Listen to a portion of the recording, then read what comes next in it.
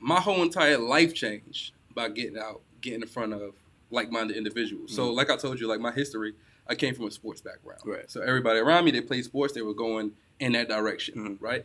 Grades, any other type of success, nobody cared about. It was just how good were you at this particular sport. And I took that with me to the point where I ended up getting kicked out of college. So I went to 4 different schools.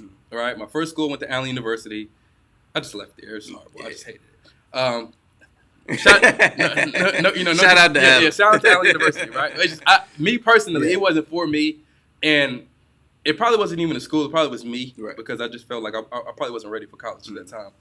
My second school was Limestone, and at that school, I loved all the people there. I felt like I could have really did well there, but I wasn't focused on school. I was like, yo, I just have to get on this team. Like, I have to figure out a way to play basketball. Well, I wasn't focused on my grades at all, and the people that I was around wasn't focused on their grades.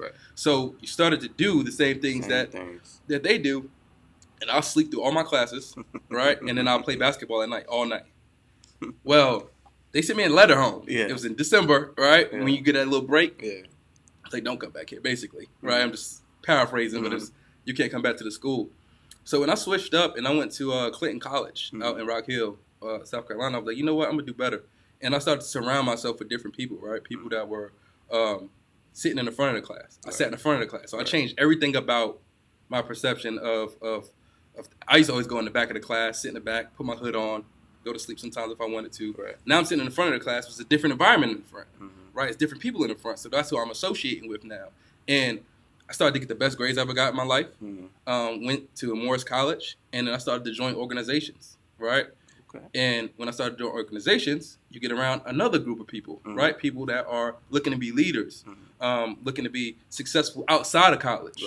And it propelled me to a whole nother level. Even at an internship, I met a guy, his name is Rick. And I'm not going to lie, man. On his resume, and I've seen his resume, I think he's like younger than me. He like Barack Obama. Resume. It was phenomenal. So I thought, I was under the impression it was like, if you getting good grades, you're good. Like, I'm good. I was under that impression. And when I seen his resume, he was like, he went to South Carolina State. Mr. South Carolina State, all this kind of stuff. Accolades, all the accolades, internships, and all kind of stuff. I'm like, man, I got some work to do. So when I go back to school after the internship, I joined every organization I possibly can join. And I even ended up getting way out of my comfort zone. I'm naturally an introvert. And becoming senior class president at the school. And none of that happened if I wasn't around these group of people. This group of people. So success come from that.